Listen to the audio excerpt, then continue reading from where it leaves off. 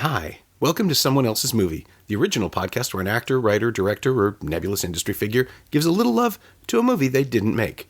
I'm Norm Wilner, senior film writer for Now Magazine, and this is the other thing I do.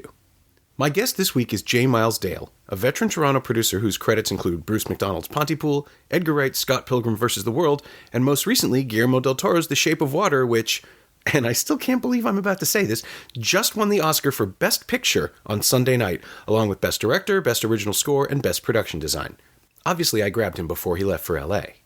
Miles picked The Big Lebowski, Joel and Ethan Coen's delirious 1998 reinterpretation of film noir, with Jeff Bridges as perhaps the least qualified detective in the history of cinema, a man named Jeffrey Lebowski, a.k.a. The Dude, who stumbles through a complex web of corruption and treachery in the name of replacing his rug. And of course, he's just one of the magnificent eccentrics with whom the Coens have populated the film. The glorious cast includes Julianne Moore, John Goodman, Steve Buscemi, John Turturro, Peter Stormare, Sam Elliott, Philip Seymour Hoffman, and many, many more, all bouncing off each other like bowling pins scattered by, like, a really big ball. You know what I mean, man. This is someone else's movie. I love the Coen Brothers, so it could have been really any of their movies. It could have been any one of a number of movies. But I find that this is the one that sort of tickles me the most. This is the one I can watch again and again and again. This is the one I like to show people. I like to watch with other people. Yeah. Which invariably I find it funnier than they do the first time. And then they'll call me back the next year and say, hey, I watched that movie again and it's really good. I find with the Coens, they have the rare ability to mix comedy and extreme pathos, and it is, I think, the hardest thing to do. So I'm always in awe of that. This movie is kind of their screwball, comedy where it's a little looser than all of that. So it certainly doesn't have that kind of dramatic tension of even Fargo and Burn After Reading are two great examples where the comedy sadness line is just a very thin line. Right. And this, I feel it's looser. It's a lot more slapstick, if you will. But, the Raymond Chandler of it all is all very interesting, where as, where it's a little less plot and a little more fun and going off the beaten track to things that, you aren't expecting, and you're saying, where's this going? And maybe it doesn't even go anywhere, but it was a fun time, So it's the one that I keep going back to. And, I'm not in any of those fan clubs or anything, right, but I sort of understand them. Yeah, I have to admit, for me, I was one of the guys that just didn't think it was all that great.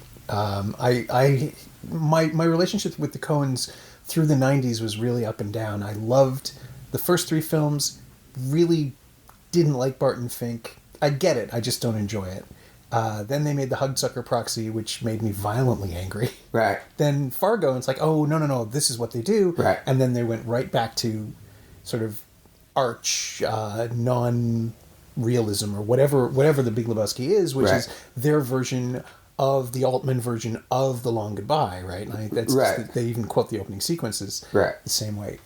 And I just found it really frustrating, and I also had the misfortune of seeing it at a packed screening where nobody got it. Right. So it just played to silence. Right. That's interesting. Because it was early, it was a preview, nobody knew how to process it. It was from, the new film for the people. It's like the first guys that saw the Rocky Horror Show. I assume, where am I right now? What do I do with this?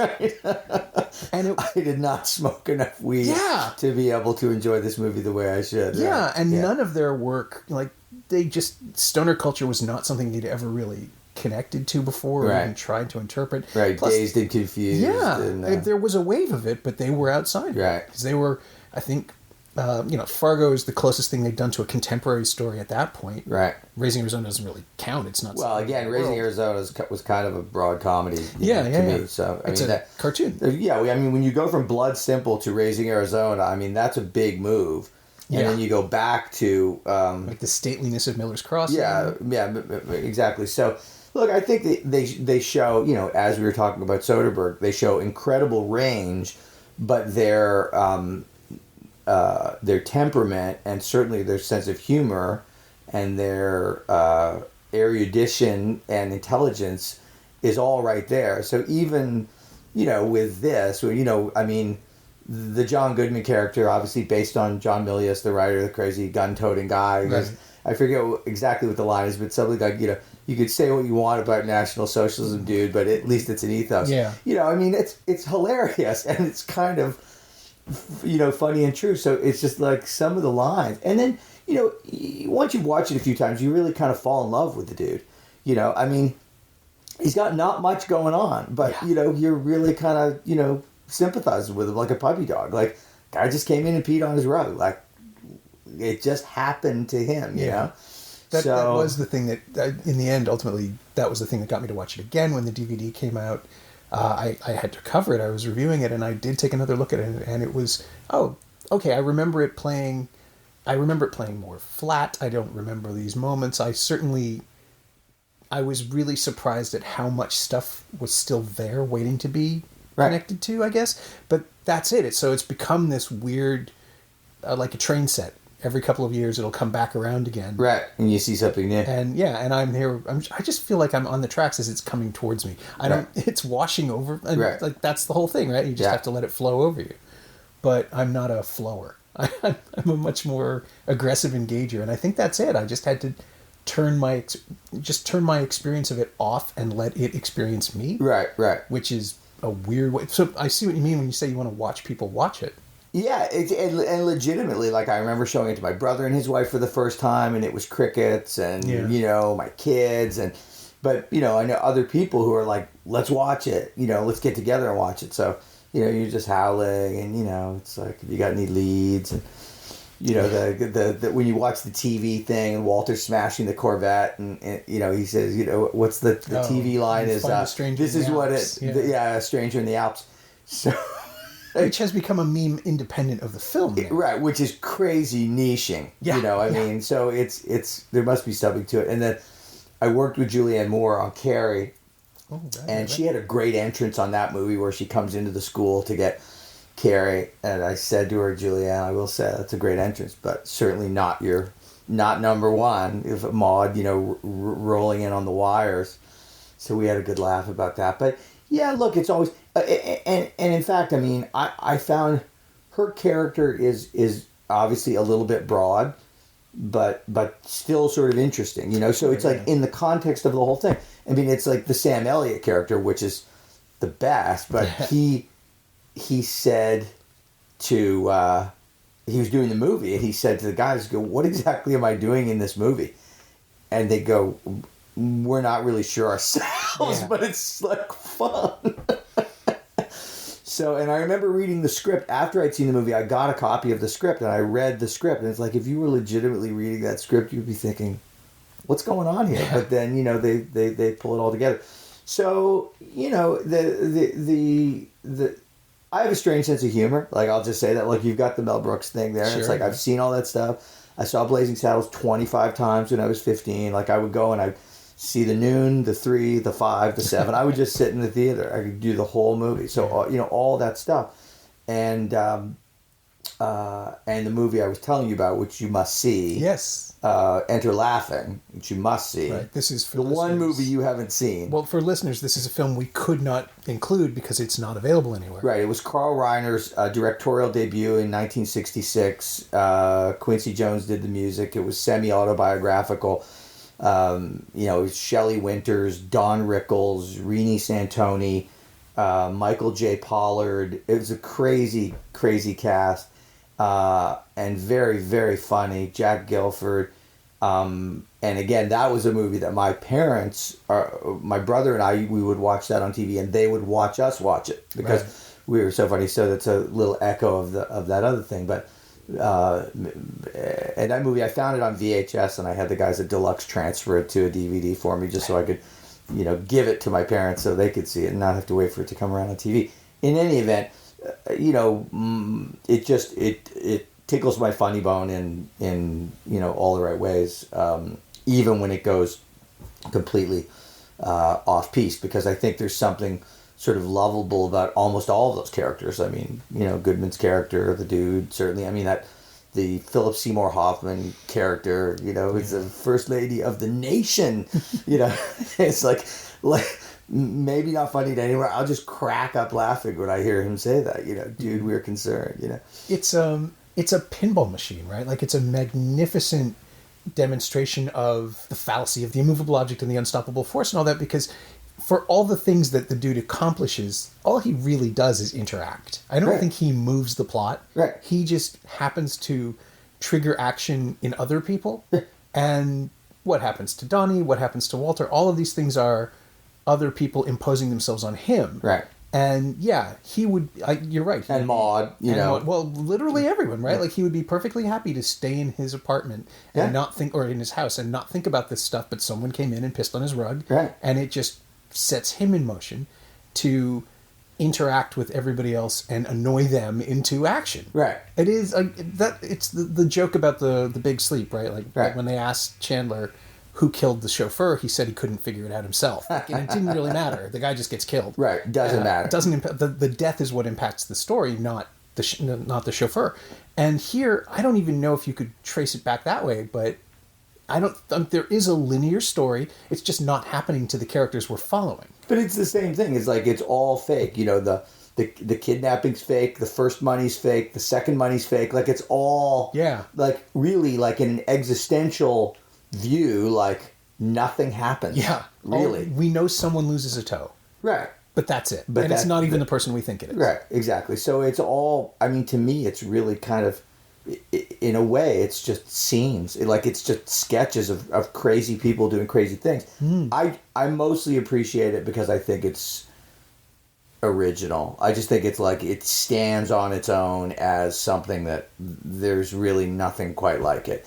And I think also with the Coens, as with, Guillermo and some of the other great filmmakers, there's all kinds of, existential stuff underneath everything that maybe only they know about. Right. People can grab onto it, but they're doing a lot of it just to satisfy their own sense of humor, right? To amuse themselves. They don't really care if anybody else gets it. Yeah. And I think what they think is funny is actually the key to understanding their cinema, but I don't know that they're intending us to interpret anything beyond they thought that was funny point.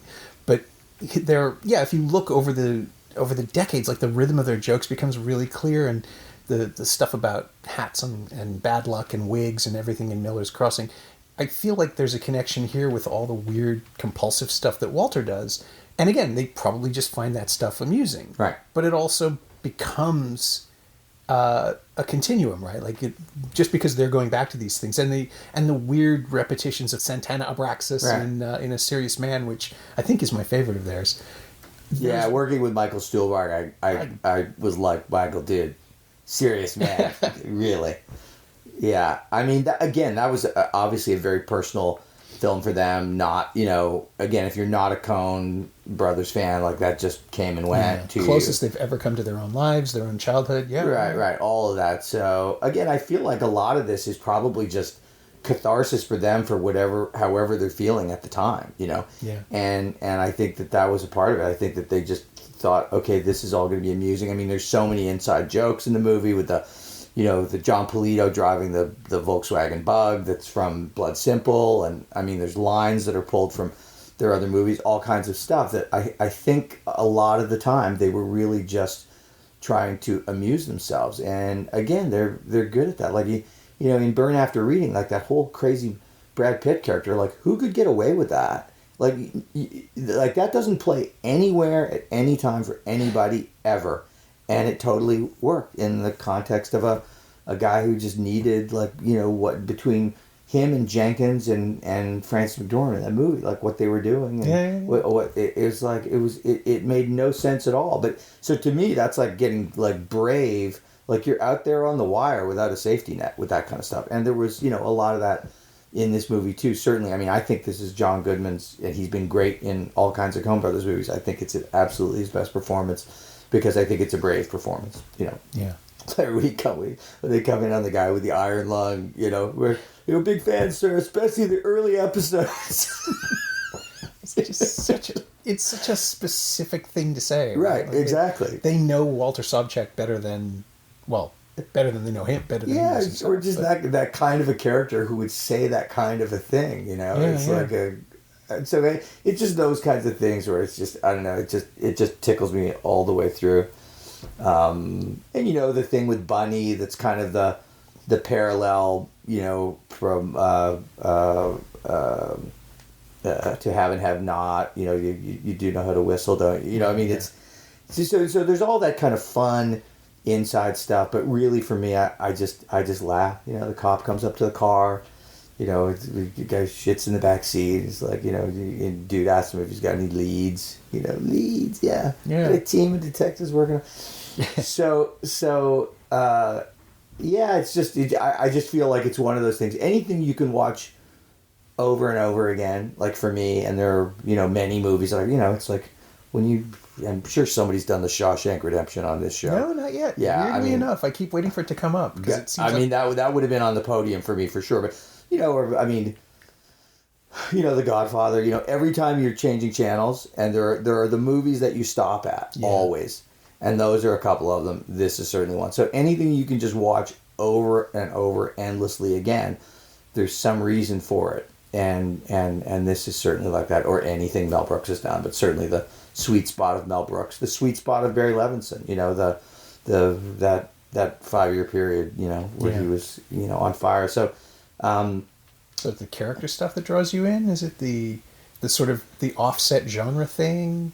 I'm always fascinated by what. Well, I do like black comedy, because I think it's rare to be able to pull it off. You know, I feel like, you know, dark comedy, it really requires a very specific point of view from the filmmaker, and I feel it's almost, you know, the most telling reflection of the filmmaker and you know what their kind of psyche is, and that's why I think the Coens like appeal to me. I just feel that they've got that thing where they can do it all. It can be very high drama, you know, high stakes, tension, and, you know, side-splitting comedy at the same time, which is virtually impossible. I mean, I can't think of too many other guys who really can do it that way. So for me, like, that's part of it with them. But I also find, even in the performances, I watch the performances and I see little subtleties every time. You know, I mean, and just, you know, scene stealers like Turturro, and, you know, some of those little things where I feel like those, you know, are inspired, you know, and that can't be on the page, you know, and so again, and with trusted, you know, Turturro, how many movies he had already done? 4 movies. I guess he was like in the rep company practically. Sure, yeah. So you look at something like that. And then the other thing we have talked about is the dream sequences. Yeah. Which, you know, in this whole crazy stoner world, you know, flying around on the carpet, the dude's just having a great time, and then all the musical stuff and the bowling and I mean, that cinematography. You know, I know how hard it is to make a movie, okay? Yeah. And those things that they were doing, you know, that was pretty decent green screen integration for a low budget movie for its time, for guys who had never done any vis effects. Mm-hmm.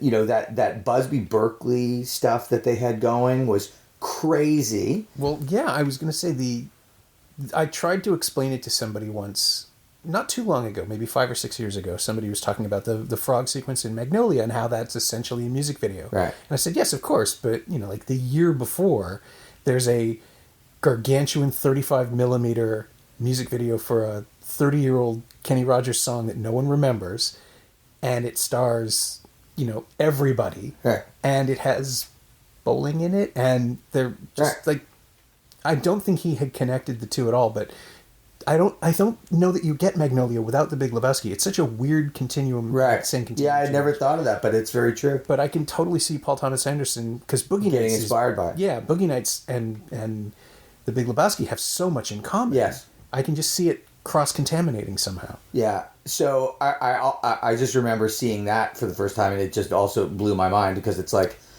okay, just, where this movie had gone into some odd places, now it's going, okay. Oh, yeah.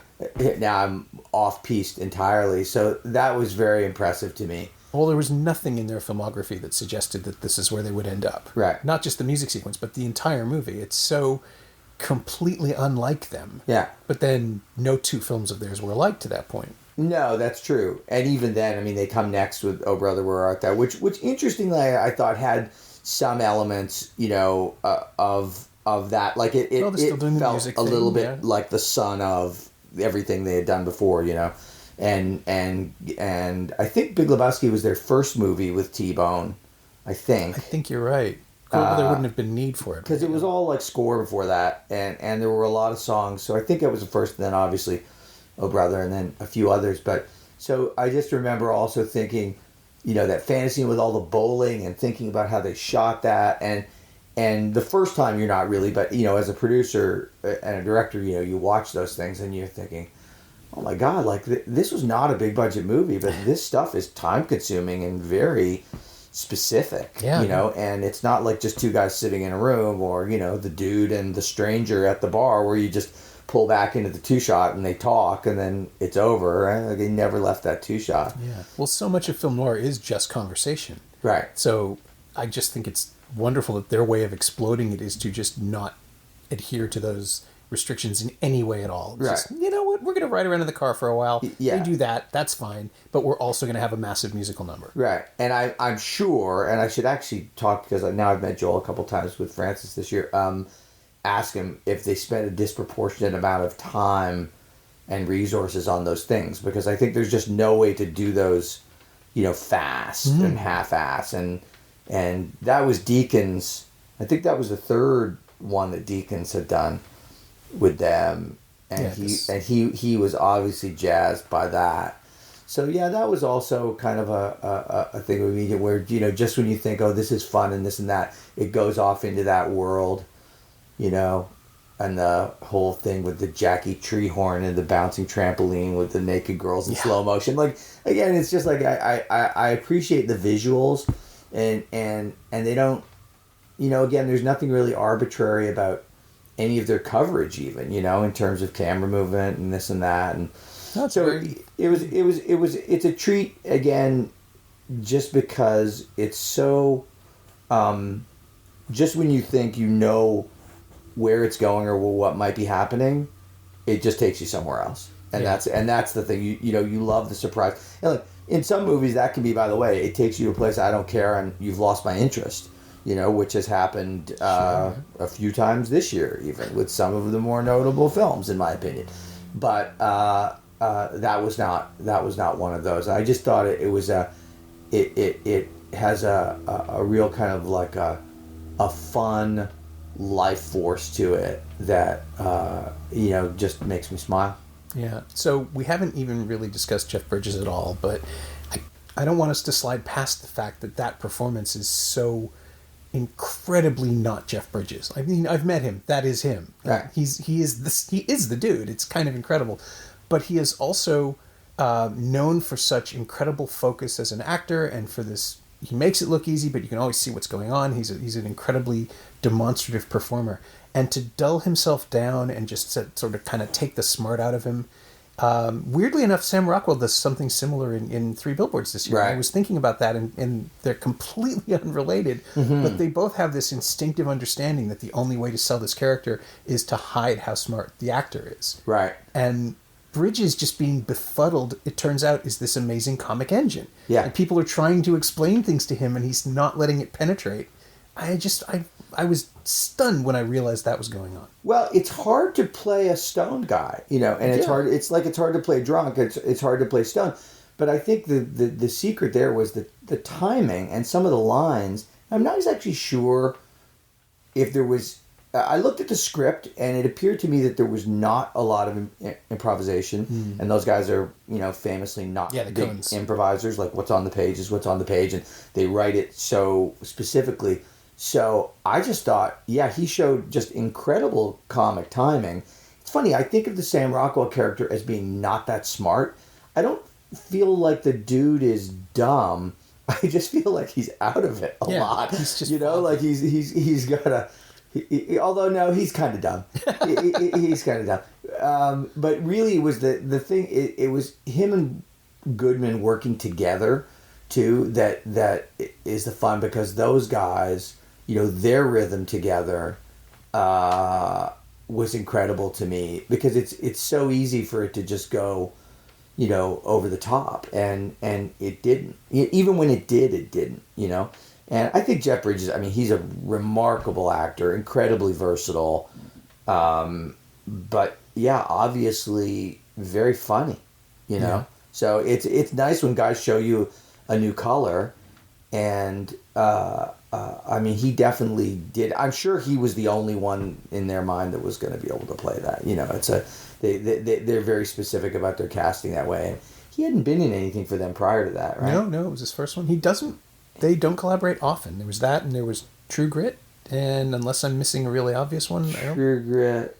Yeah, that's it. Yeah, I think that's it.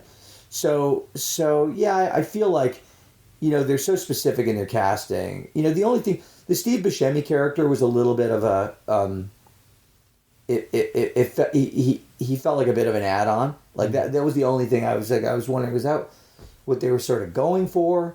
Was he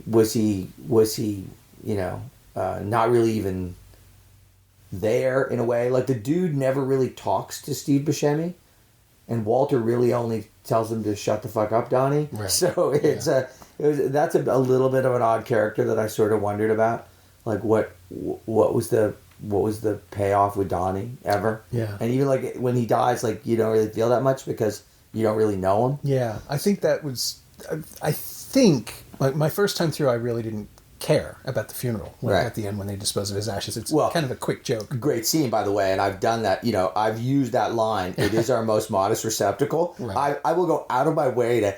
And by the way, sometimes in questionable situations when people have died, where to find a funeral, everybody needs a release. It is our most modest receptacle, and the blowing in the wind of the thing. I've worked all of that in my life at various times.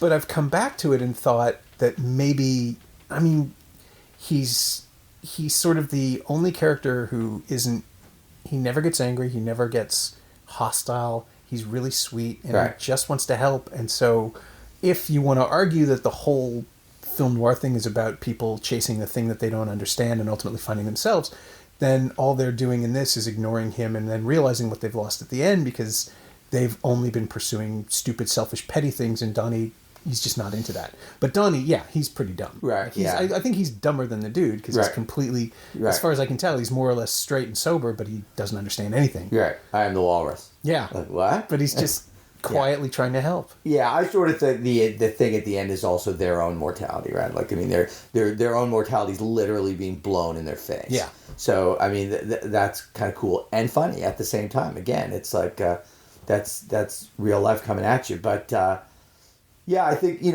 all the performances are really pretty phenomenal. The whole thing with, Julie and David Thewlis. Again, that's... I still can't believe he's in that movie. It's such a... it's just a weird place to find him. Yeah, strange piece of casting. Great in Fargo this year. I don't know if you've seen it. No, I know he's in it, but...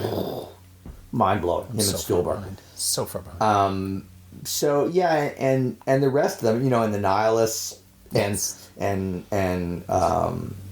David Huddleston, who just died again, like a strange piece of casting. Like you wouldn't have seen that coming. Mm-hmm. But he is, like, Huddleston's sort of that Charles Durning quality that they love so much. Yeah. That the Coens always return to. These portly, Michael Lerner's another one. Right. Yes. Portly, he showed an interest. Yeah, they love that guy, that character who always shows up. Or Polito even. Too. Yeah. He's like a comic trope, but also a dramatic trope. Whoever is playing him in this given movie, it's always sort of the same character. Yeah. And then I was trying to figure out if there is one in like Llewyn Davis, for example. It's F. Murray Abraham. Yeah. Who is gaunt and almost like judging like God in the end. Yeah, it's interesting. Like Llewyn Davis, actually, I feel like they really like eased up on the humor entirely, right? Like it's so sad. Yeah. Beautiful. Deadpan, but sad. But really, just kind of a chronicle more than anything, that movie, right? It's like just, okay, put a follow, my shoe came off in the snow. I'm just going to follow you around, man. But even like Huddleston, like some of those lines, like, I will not abide another toe, and the stuff in the back of the car, and the stuff in the, are you employed, Mr. Or, what's your name?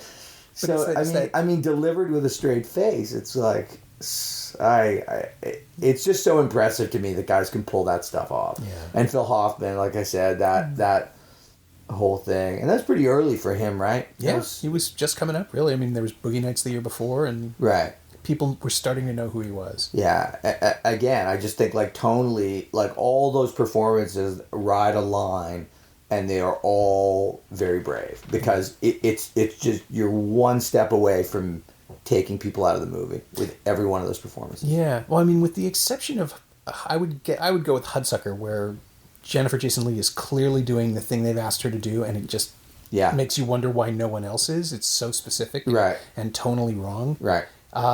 They are really good at that. They're great at establishing mood. They're great at, like, they'll do the thing that Soderbergh does in weaponized room tone. They just make you understand the environment you're in. Yeah.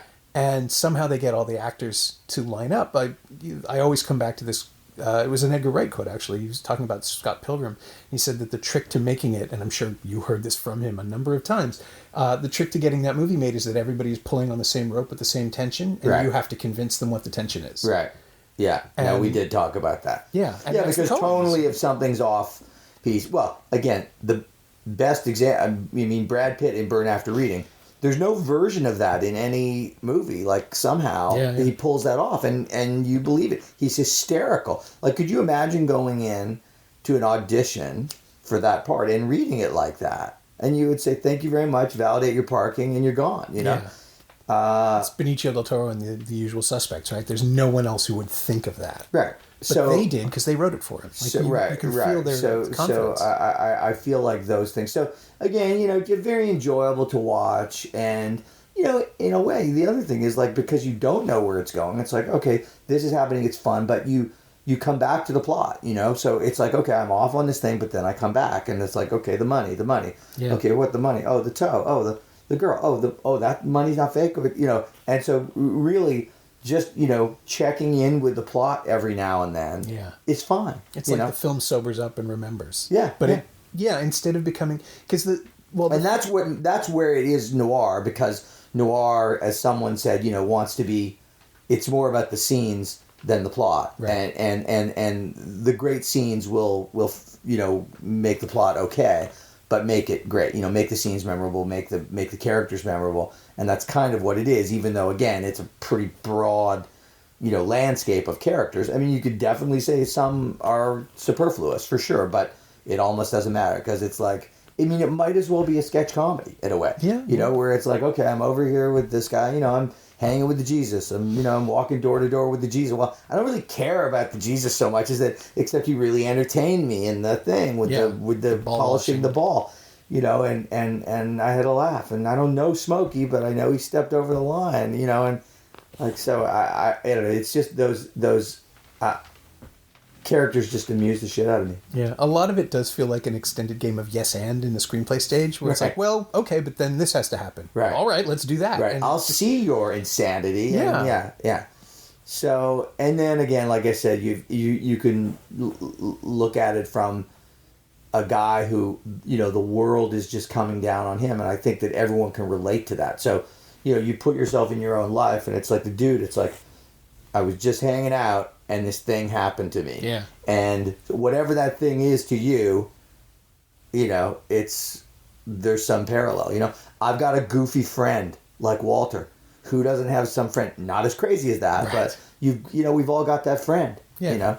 So I feel like, there's also relatable. Oh, dude meets Maud. He's a girl. It's out of his league. Oh, I'm gonna get laid. It's like, oh, that didn't work out so well. Yes, no, exactly. So I feel like those little touchstones too are kind of relatable for anybody, just in life too. So there's that.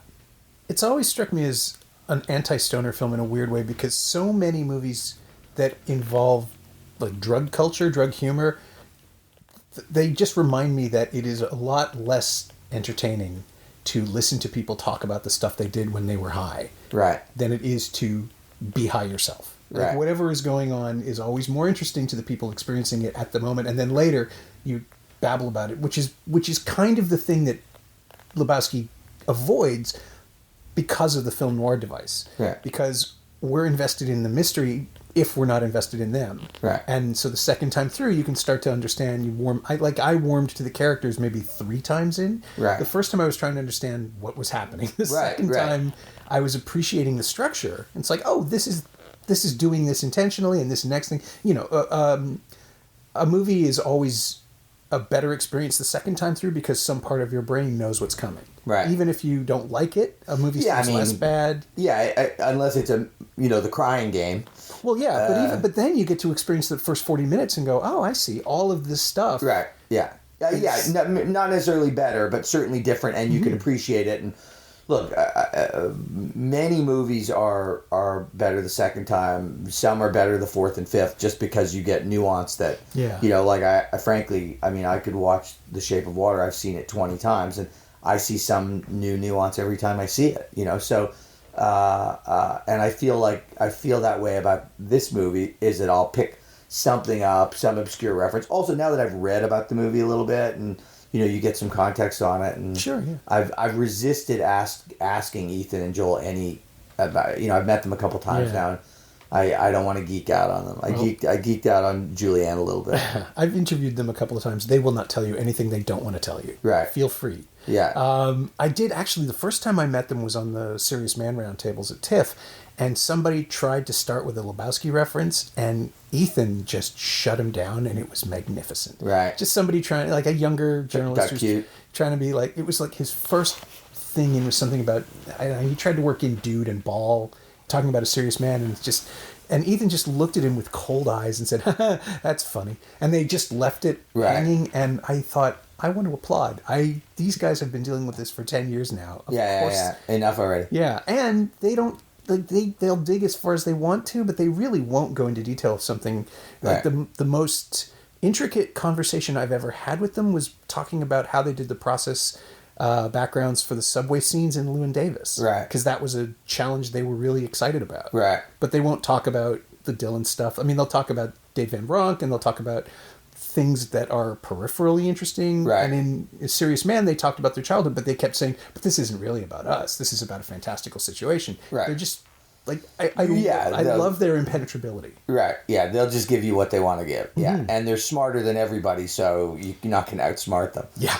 Yeah. Well, and especially on that movie, which I think they probably, had, a very personal film, they're going to want to talk about the film. Yeah. Yeah. But with Lebowski, they'll just say, we were being silly, or, this was really interesting and we didn't know we'd get the rights to the song. But the Gulf War thing never comes up. Right. Or if it comes up, they just deflect it by saying they think the period of time is interesting. Right. But obviously it's there, so the dude will do this will not stand. Yeah, it's all about being able to say this unchecked aggression will not stand. And it's hysterical. Yeah. I mean, it's stealing a line. Well, the irony of the guy who's one of the Seattle Seven stealing a line from George W. Bush, right? Well, George Bush Sr. Or Senior, rather. Yeah, because it's 91. Yeah. But then to get to that point, right, that's where the yes-anding comes in, because now they've ended up making a period film. Right. About only 6 years ago, but it's like the kind of challenge you set for yourself.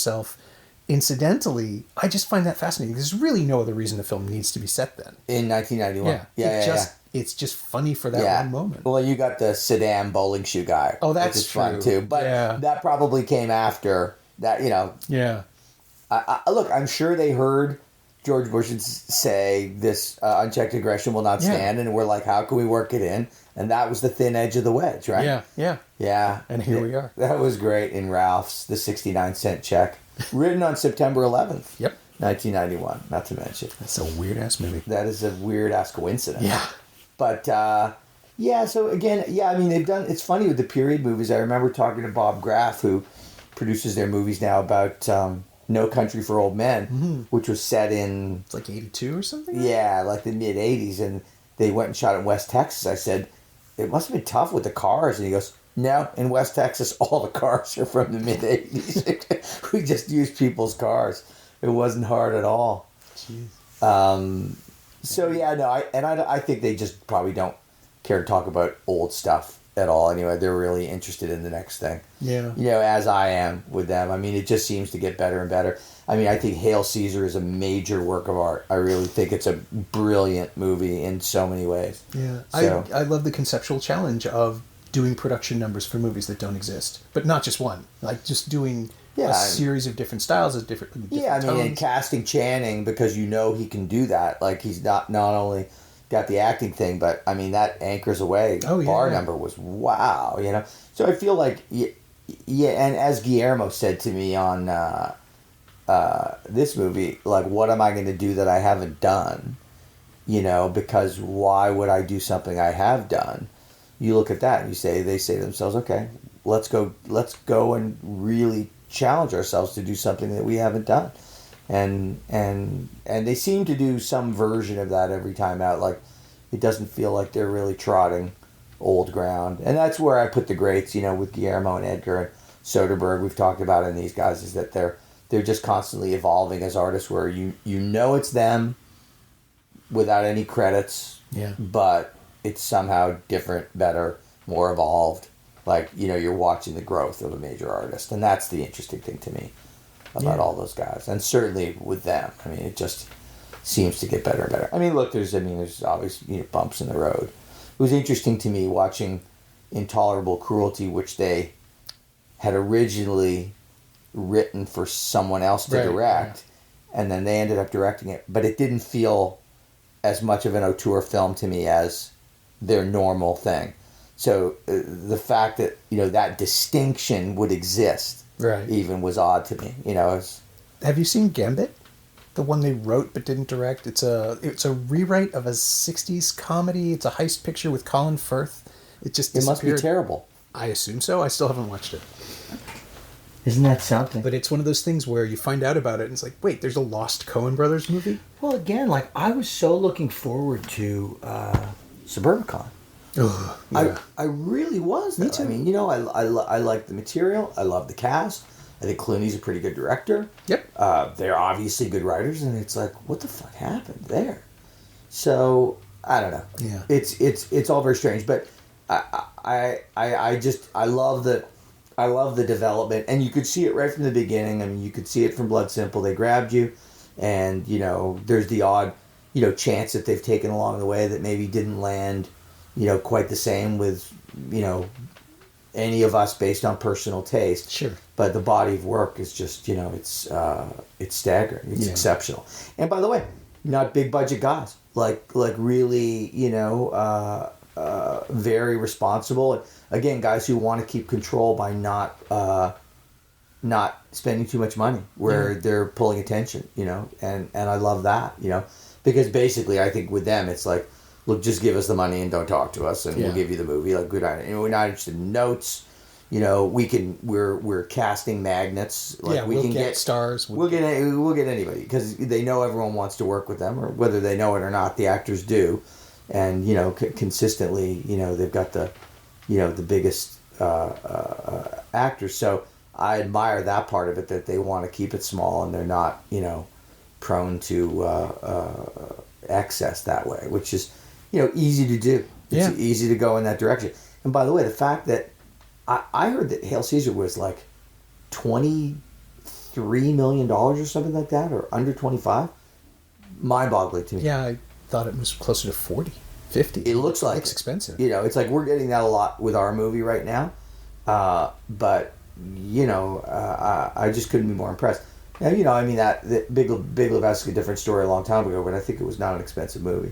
Yeah, no, it wouldn't have been. And was it still Gramercy at the time, or was it one of the early Focus ones? They would have banked on it.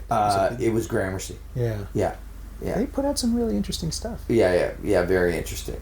Yeah, and they've worked around the edges that way too. I mean, they do a lot of their movies with working title, so whether it's in the Universal deal or they've been all over. And I think anyone's happy to release any of their movies because I think most of their movies are probably going to do pretty well at the end of the day. They've got a pretty loyal following. So.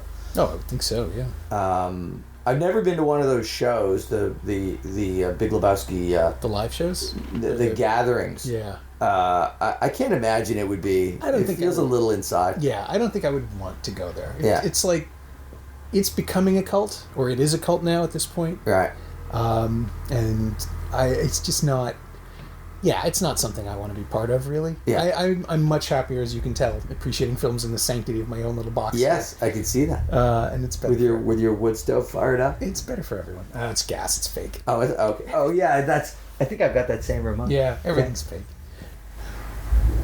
But before the construction overwhelms us completely, I can ask the closing question on the podcast, which is, is there anything of the Big Lebowski that you have stolen or borrowed or incorporated into your own creative DNA? I mean, does it influence you in any way? No, I think it's just it so tracks with my sense of humor that I quote lines all over the place in various contexts, some of which people get. Many times it's only to amuse myself, such as again, with when someone dies and I ask them about the urn that their father's going to be put in. So I'm really skirting trouble with a lot of that stuff. But no, I wouldn't say I've stolen anything. But I more than anything, it just it continues to make me laugh, and it continues to inspire me to try and do that kind of a movie. I actually would, I've directed a lot of TV and one film, and people ask me what kind of film I want to do, and I said I'm actually looking to do a black comedy. So that's the script I'm looking for and thinking about, because I feel like that is my wheelhouse. I mean, certainly I'm not going to be able to get to that level, but it's the kind of thing that inspires me to try and do something like that. That's because I just feel like tonally it's in its own world, and it's an underserved kind of niche, the good, dark, and black comedies. Yeah, as you're saying that, I'm thinking, is there anything you could describe? Like, I don't think you could point to another movie and say, oh, it's like The Big Lebowski. I get what you mean. It's a vibe more than anything, but I think if someone tries to come out and replicate this, it'll be a disaster. Can't do it. Yeah, it's like a brick wall. You can't break through it and copy pieces of it. But the idea of it, the influence of it, like to be as weird or as funny, as freewheeling, there's all kinds of stuff you can glom onto. You just could never make another one. Right. Well, screwball comedies. Like, for example, another movie that I would have been happy to come here and talk about is It's a Mad, Mad World. Oh, yeah. Right? So again, you take that thing where, okay, there's a plot, sure, but now I'm off in a garage with Jonathan Winters being tied up, and just all these wacky situations that are kind of funny and with characters. So again, it's a different movie, but it's kind of the same thing where it's a sprawling kind of screwball comedy that is its own thing. And I think actually would be a worthy movie to examine based on what Kramer had done previously and what he did after. It's such a standalone for him, and I'm trying to think of a key moment, and it's just chaos in my head. It's just people running around screaming and yelling and driving cars, the driving and the flying planes and everything, and it keeps adding instead of subtracting. Like it's a snowball, right? It starts small and then becomes an avalanche. But Kramer was such a kind of a quietly self-important filmmaker who dealt with real issues and social justice and morality plays, and then just in the middle of it all, this. Right. What, you don't think I can make a comedy? Yeah. That was the one I like. Someone's like, no, Stanley, you don't want to do that. You don't do that. It's like, yeah, okay, give me a minute. And then, back to whatever his last few were. Judgment at Nuremberg. Judgment at Nuremberg, Inherit the Wind, Mad, Mad World. That was another movie that really inspired me. That was an epic movie. Sure. Yeah. And actually, speaking of Laserdiscs, I've got that Laserdisc with the full... The Cinerama cut? The Cinerama cut with the 4-minute overture at the beginning, which is incredible. I think I might have that too. So, do you? I may be in there. I can't see. It's like 4 discs or something. I remember it's a lot. A huge box set from MGM. Yeah. It's really, really good. So actually, those are the kinds of things that I actually pull a laser to stuff. But, so those kinds of things, are... And in fact, I'm going to get you a copy of Enter Laughing. I will send it to you. I'll find my DVD and I'll make a copy, because you will die. I mean, seriously. I mean, it's Reiner just post Dick Van Dyke Show. Yeah. So he's done Sid Caesar. He's done 2000, all the Mel Brooks stuff. Right. He's done Dick Van Dyke, and now this is his first movie. And then it was a while till the next one, till I think the Steve Martin movie. Yeah, he didn't direct. The Jerk might have been the next one. Yeah. But anyway, you will like it. I mean, I think you'll like it. I particularly know your sense of humor, but I think you will like it. Jose Ferrer, Elaine May. Yeah, it's really good. Really good cast. Yeah, when you were telling me about it, it's like everyone is in this. It would be a time capsule of that other wave of comedy that just didn't quite kick over into film, right? From the early age of television. Yeah, that's exactly what it is. And Reiner. Do you see the Comedians in Cars with Coffee with him and Mel Brooks? And you know what? I don't know that I have now. It's the best one. Okay. It's basically Seinfeld picks Carl Reiner up. They go to Nate Now's Deli in L.A. and pick up some food, and then they go to Mel's house and sit in front of TV tray tables, where because both the wives are dead, you know, he goes there every night. Yeah, and they just hang sit out and together. eat dinner I definitely have not seen this. And it's so cute. Those guys who are going to be gone soon. I'm sure they're both in their 90s now. Never. They're close. Now I'm depressed. Why? Well, because I can't imagine a world without Brooks and Carl Reiner. I know. Well, it won't be because you'll always have 2001-year-old man to listen to. 2000-year-old man.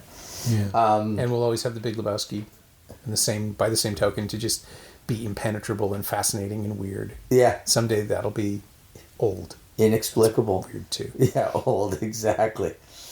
So, yeah, let it live on. The dude abides. He kind of has to. The dude abides. My thanks to J. Miles Dale, who's probably back in Toronto already working on his next thing. If you haven't caught up to The Shape of Water yet, please try to see it in a theater, but if it's not possible, it is available on iTunes and Google Play right now, and 20th Century Fox Home Entertainment releases it on 4K, Blu-ray, and DVD next Tuesday, March 13th. It won Best Picture. It won Best Picture. What a world. You can find Miles on Twitter at MiloFX1, MILOFX1, and you can find The Big Lebowski on Blu-ray and DVD from Universal Studios Home Entertainment in an appropriately eccentric special edition. It is also available on iTunes and Google Play. Oh, and it turns out that Gambit, written by the Coens, directed by Michael Hoffman, and starring Colin Firth and Cameron Diaz in roles originally played by Michael Caine and Shirley MacLaine, is on iTunes as well, if you're feeling adventurous. As always, you can find me on Twitter at Norm Wilner and elsewhere on the internet at nowtoronto.com.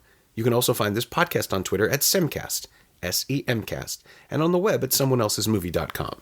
If you feel like leaving a review on iTunes or Apple Podcasts, that would be greatly appreciated. Every little bit helps, it truly does. Thanks for your support, and thanks for listening. The dude abides. The Fishman says hi.